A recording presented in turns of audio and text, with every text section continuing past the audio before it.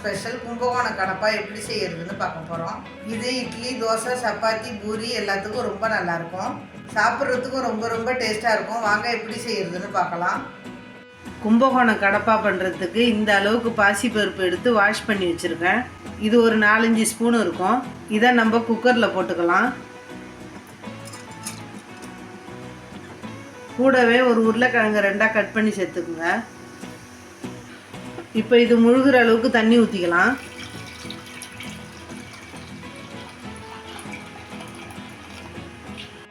இப்போ மூடி போட்டு குழைவாக விசில் வச்சு எடுத்துக்கலாம். நான் 2 விசில் வச்சுக்கிறேன். நீங்கள் உங்கள் குக்கருக்கு தகுந்த மாதிரி விசில் வச்சு எடுத்துக்கோங்க. குக்கர் விசில் வந்துருச்சு, ஓப்பன் பண்ணிடலாம்.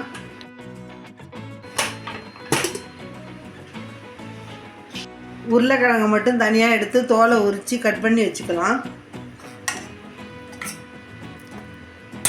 இதை மாதிரி ரஃப்பாக கட் பண்ணி வச்சுக்கோங்க. இந்த பைத்தம்பருப்பையும் நல்லா மசிச்சு வச்சுக்கணும். பாருங்கள், இந்த மாதிரி நல்லா மசிச்சு எடுத்து வச்சுருங்க. இப்போ ஒரு மிக்ஸி ஜாரை எடுத்து ஒரு கைப்பிடி அளவுக்கு தேங்காய் போட்டுக்கலாம்.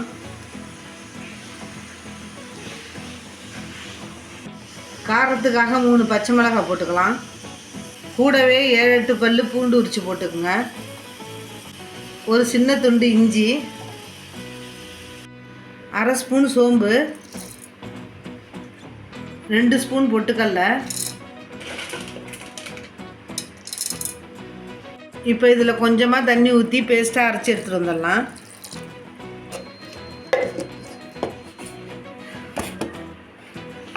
இது மாதிரி அரைச்சி எடுத்து வச்சுக்கோங்க. இப்போ அடுப்பில் ஒரு கடாய் போட்டு 2 ஸ்பூன் எண்ணெய் ஊற்றிக்கங்க. எண்ணெய் சூடானதும் ஒரு பட்டை, 2 கிராம்பு, ஒரு பே லீஃப். இது லைட்டாக பொரிஞ்ச பிறகு ஒரு பெரிய வெங்காயத்தை கட் பண்ணி சேர்த்துக்குங்க. வெங்காயம் நல்லா கண்ணாடி பதம் வர வரைக்கும் வதங்கணும். வெங்காயம் கண்ணாடி பதத்துக்கு வந்ததும் ஒரு தக்காளியை கட் பண்ணி சேர்த்துக்குங்க.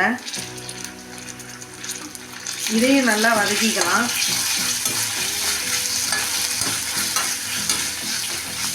தக்காளி வதங்கிடுச்சு.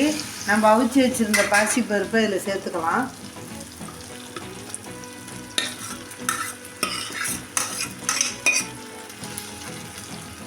குக்கரில் ஒரு டம்ளர் தண்ணி கலந்து சேர்த்துக்கலாம்.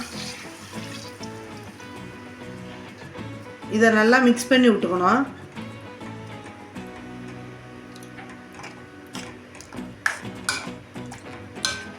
கூடவே தேவையான அளவு கல் உப்பு போட்டுக்கலாம். நான் 1 ஸ்பூன் போட்டுக்கிறேன். அடுத்தது நம்ம அரைச்சி வச்சுருக்கிற தேங்காவை சேர்த்துக்கலாம். மிக்ஸி ஜார்லேயும் நான் தண்ணி கலந்து சேர்த்துக்கிறேன். கூடவே நம்ம அவிச்சு வச்சுருந்த உருளைக்கிழங்கையும் போட்டுக்கணும். இது எல்லாத்தையும் மிக்ஸ் பண்ணி விட்டு ஒரு 2 நிமிஷத்துக்கு கொதிக்கிட்டோம். 2 நிமிஷம் கொதித்து வந்த பிறகு அரை மூடி லெமன் புழிஞ்சு விட்டுக்குங்க. கூடவே கொஞ்சம் கொத்தமல்லி தழை தூவி ஸ்டவ்வை ஆஃப் பண்ணிட வேண்டியதான்.